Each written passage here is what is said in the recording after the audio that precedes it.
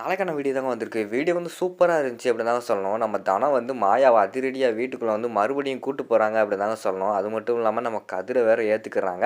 அது மட்டும் இல்லாம நம்ம குருவரன் இருக்கார்ல, அவர் வந்து கார்த்தி புதைச்ச இடத்த வந்து கண்டுபிடிச்சிட்டாரு. தோண்ட ஆரம்பிச்சிட்டாரு அப்படி தாங்க சொல்லணும். அதெல்லாம் பார்க்குறவங்க சேனலை மட்டும் மறக்காம லைக் அண்ட் சப்ஸ்கிரைப் மட்டும் பண்ணிருங்க.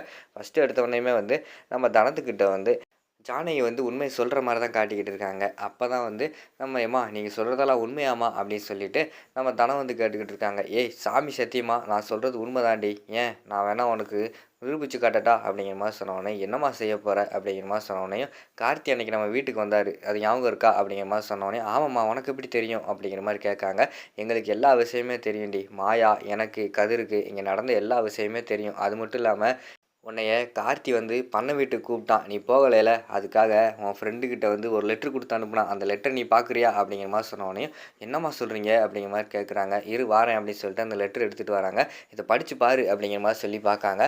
அத படிச்சு பார்த்தா கார்த்தி வந்து பண்ணை வீட்டுக்கு கூப்பிட்டுருப்பார்ல. நீ வரலைன்னா நீ ட்ரெஸ் மாத்துற வீடியோ வந்து என்கிட்ட இருக்கு. அத வந்து நான் எல்லார்ட்டயும் காமிச்சுருவேன் அப்படிங்கிற மாரி சொல்லிட்டு, அவர் வந்து லெட்டர் எழுதியிருப்பார்ல. அத படிச்சோனே ஷாக் ஆயிடுறாங்க. அத படிச்சு பார்த்துட்டு கண்ணீர் வடிக்க ஆரம்பிச்சுடுறாங்க. நம்ம தனம் வந்து, "என்னம்மா நான் இப்படி ஏமாந்துட்டேன்." அப்படிங்கிற மாரி சொல்றாங்க. "ஆமா, அன்னைக்கு அதனால தான் வந்து மாயா கதிர வந்து உன் கழுத்துல தாலி கட்ட சொன்னா. அன்னைக்கு மட்டும் கார்த்தி மட்டும் உன் கழுத்துல தாலி கட்டியிருந்தான்னா, என்னோட வாழ்க்கையே இந்நேரம் சீரழிஞ்சு போயிருக்கும். உன் வாழ்க்கைய காப்பாத்துனதே வந்து அந்த மாயா தான்டி. ஏன்டி அவள வந்து இப்ப வீட்ட விட்டு அனுப்புன?" அப்படிங்கிற மாரி சொல்றாங்க. "அம்மா நான் பெரிய தப்பு பண்ணிட்டேம்மா. எப்படியாவது வந்து மாயா இந்த வீட்டுக்கு கூட்டு வரணும்மா. நான் அவகிட்ட மன்னிப்பு கேட்கணும்." அப்படிங்கிற மாரி சொல்றாங்க. "நீ ஒண்ணும் கவலைப்படாத. இங்கேயே இரு. நான் போய் வந்து மாயாவ கூப்பிட்டு வரேன். நீ மன்னிப்பு கேளு." அப்படிங்கிற மாரி வந்து நம்ம ஜானகி சொல்றாங்க. "இல்லம்மா நானே அவள கைய பிடிச்சு இந்த வீட்டுக்குள்ள கூட்டு வந்தா தான் சரியா இருக்கும். நான் தானே அவள இந்த வீட்ட விட்டு அனுப்புனேன். நானே போய் கூட்டு வரேன்." அப்படிங்கிற மாரி சொல்றாங்க. சரி வா போவோம்ன்னு சொல்லிட்டு அவங்க 2 பேருமே கிளம்பி கோயிலுக்கு போற மாரி தான் காட்டுறாங்க. கோயில்ல பார்த்தா நம்ம மாயா வந்து ரொம்ப ஃபீல் பண்ணிக்கிட்டு இருக்காங்க. நம்ம தனம் வந்து இப்படி கன்னத்துல அடிச்சு நம்மள வீட்ட விட்டு அனுப்பிட்டாளே அப்படின்னு சொல்லிட்டு நினைச்சு ரொம்ப ஃபீல் பண்ணிக்கிட்டு இருக்காங்க. அந்த இடத்துக்கு தனம் வந்து ஓடி வராங்க. "அக்கா" அப்படின்னு சொல்லிட்டு ஓடி வந்து நம்ம மாயா வந்து கட்டி பிடிச்சுக்கிறாங்க. "என்னாச்சு திடீர்னு இப்படி வந்து கட்டி பிடிக்கிறாளே?" அப்படின்னு சொல்லிட்டு அவங்களுக்கு ஒண்ணுமே புரியல. "அக்கா எனக்கு இப்பதான்க்கா எல்லா உண்மையும் தெரியும். எனக்கு அம்மா தான் சொன்னாங்க. உன் வாழ்க்கைய வந்து நீ இப்படி சாக்ரிஃபைஸ் பண்ணி எனக்கு வந்து நீ இப்படி பண்ணியிருக்கியே." அப்படிங்கிற மாரி சொல்றாங்க. "யார் சொன்னது?" அப்படிங்கிற மாரி கேட்டவுடனே பின்னாடி பார்த்தா ஜானகி வந்து வந்துடுறாங்க.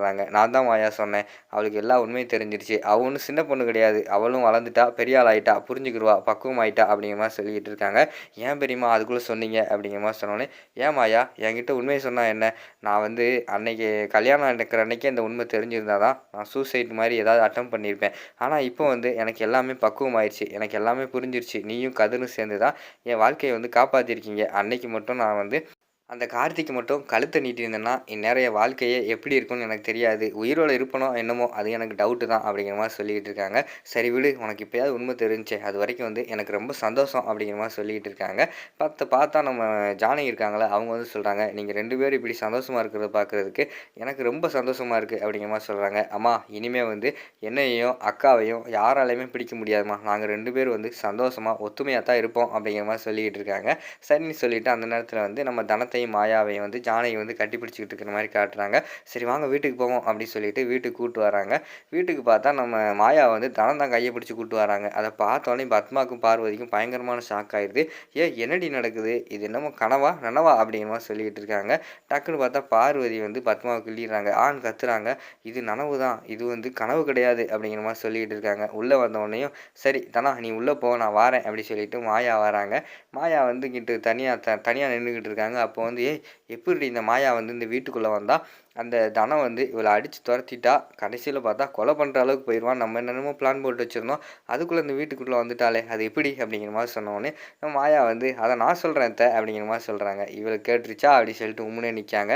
"அத்த நீங்க தானே அந்த ஃபோட்டோ ஃப்ரேம் பண்ணி குடுத்தீங்க. எனக்கு என்ன தெரியாதுன்னு நெனைக்கிறீங்களா?" அப்படிங்கிற மாரி சொன்னோனே, "ஏய் அதெல்லாம் நான் கிடையாது." அப்படிங்கிற மாரி வந்து பத்மா சொல்றாங்க. "எனக்கு எல்லாமே தெரியும். அந்த அளவுக்கு வந்து நான் முட்டாள் கிடையாது சரியா?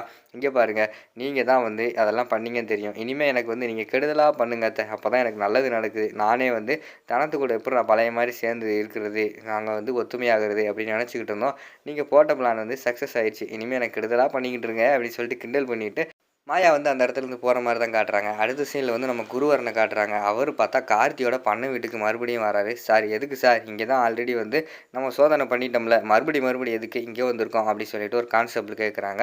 "இல்லை, இந்த வீட்டை வந்து நம்ம திருப்பி வந்து சோதனை பண்ணணும். ஏதாவது ஒரு பொருள் ஏதாவது விட்டுட்டு போயிருப்போம்ல, ஏதாவது எவிடன்ஸ் கிடைக்கும்." அப்படின்னு சொல்லிட்டு உள்ளே போய் நிறைய தேடி பார்க்காங்க. வீட்டுக்குள்ளே என்னென்னமோ தேடி பார்க்காங்க.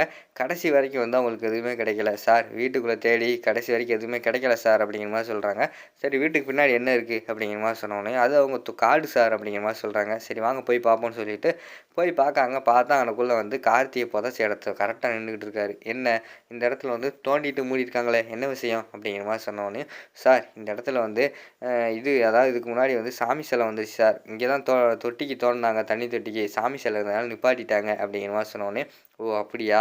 அப்போனா இங்கே வந்து தோண்டுறது இந்த ஊர்க்காரங்க எல்லாத்துக்குமே தெரியுமா?" அப்படின்னு சொல்லிட்டு குருவரன் வந்து கேட்குறாங்க. "ஆமாம் சார்." அப்படிங்கிற மாதிரி சொன்னோடனே, "ஓ அப்படியா? மறுபடியும் இந்த இடத்த தோண்டணும்னா என்ன செய்யணும்?" அப்படிங்கிற மாதிரி கேட்காங்க. "இல்லை, பஞ்சாயத்தை கூட்டி தான் ஊர் மக்கள்கிட்ட சம்மதம் வாங்கினா தான் தோண்ட விடுவாங்க. எல்லாம் சாமி குத்தம்னு சொல்லிடுவாங்க." அப்படிங்கிற மாதிரி சொன்னோடனே டக்குன்னு பார்த்தா குருவரன் வந்து பஞ்சாயத்தை கூட்டியிருந்தாங்க. "அப்பா, நான் அந்த இடத்த தோண்டணும்ப்பா, எனக்கு நீங்கள் தான் உதவி செய்யணும்." அப்படிங்கிற மாதிரி சொல்லிட்டு நம்ம ரகுராம் கிட்ட வந்து நம்ம இவர் இருக்கார்ல குருவரன் வந்து முறையிடுற மாதிரி தான் காட்டிக்கிட்டு இருக்காங்க. ஊர் மக்கள்லாம் திகைச்சு போய் நின்றுக்கிட்டு இருக்காங்க. அதோட பார்த்துக்கிட்டிங்கன்னா இந்த இந்த எபிசோடு வந்து முடிச்சிடுறாங்க.